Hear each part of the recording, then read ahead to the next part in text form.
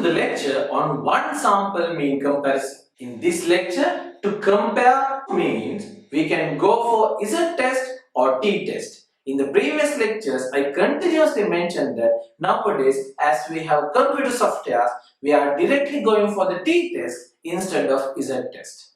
Anyway, I will discuss both tests in this lecture.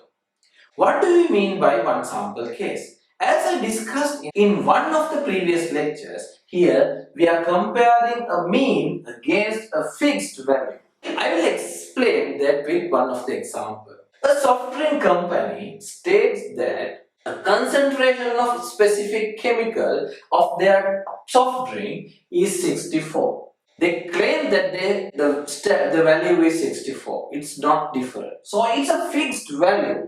But consumers complain that it cannot be 64. We feel that it must be either high or low in most of the time. Either high or low. Now, we have a hypothesis whether this specific chemical concentration in the soft drinks is different from the standard value. Now we need to test. What we can do is assume that this is the population of soft drinks. We have several bottles of soft drinks in the population. What we can do is we can get several of the bottles, many bottles, we can get several bottles. So like that, several bottles, n number of bottles.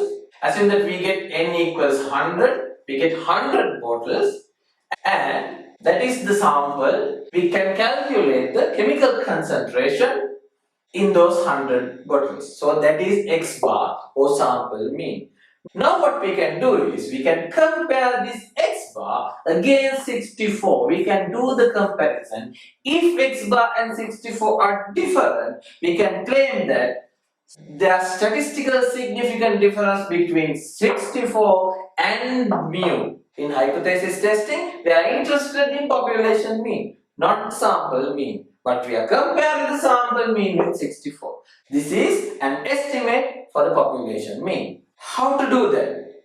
Theoretically, what we can do is we can get x bar. Also, we can calculate the standard deviation of the sample. By using standard deviation, we can calculate the standard error. Okay. What do you mean by standard error? Standard error is the standard deviation of sampling distribution. So we will have the sampling distribution where the mean is x bar now, and we will have two standard errors here and two standard errors here. Okay, now this is the sampling distribution, and I hope you can remember sampling distribution is the null distribution. Now this is the approximate possible range for the soft drinks that we have in the market.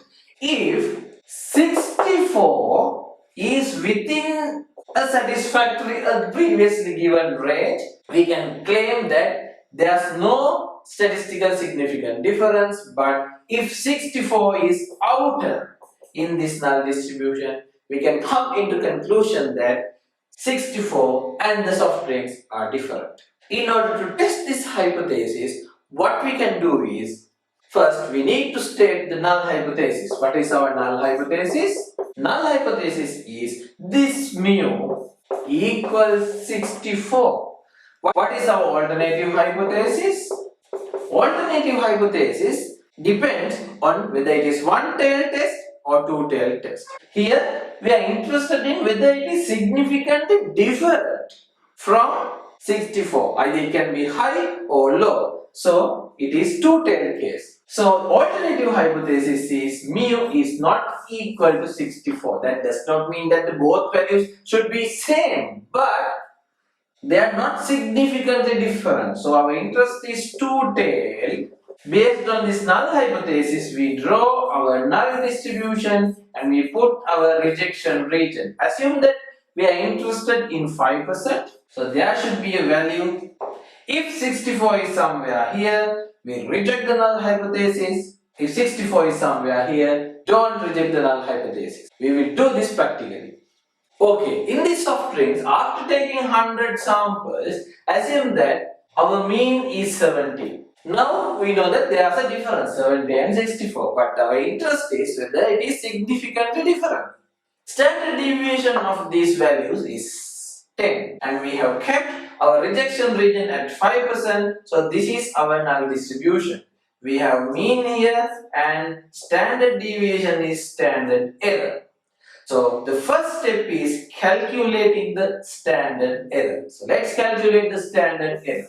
Standard error equals, if you can remember the previous theory, standard deviation divided by the square root of n equals 10 divided by square root of 100 equals 1. So in this null distribution, we have 70 at the center and we have 171 at first standard deviation and the second standard deviation we have 72. To the minus side also we have 69 here and 68 here. Now we are interested in whether 64 in the rejection region or not. Obviously we can understand that 64 must be somewhere here. As the standard error is 1, so 67, 66, 65, 64. It should be 6 standard deviations away from 70. 64 is significantly less and this concentration is significantly higher in the drinking soft drinks. So how to prove this mathematically? We can go for Z test or we can go for the T test. In order to do this, we need to calculate the Z value, which equals Z equals this x bar minus mu naught. Mu naught is the fixed value, so 64 is the mu naught here. Divided by standard deviation. Standard deviation means this is actually the standard error of the sampling distribution. So x bar is 70 and mu naught is 64 and standard error is 1. So the Z score is 6. So Z is 6. Now what is the cutoff value here?